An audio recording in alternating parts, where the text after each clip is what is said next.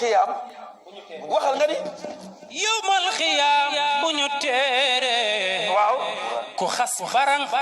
doo tardé ku am xalifa doo jaaxle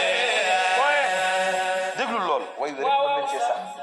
ku am xalifa yowmal xiyaam bu ñu teere waaw ku xas barang doo tardé ku am xalifa doo jaaxle kër si bu ëllëgee su yàlla dekkalee jaam ñi looloo tax Pape wax léegi ci way wi ni bu yowmal xiyaamee ku am xalifa doo jaaxle yowmal xiyaam bu nu teere ku xas barang doo tardé ku am xalifa doo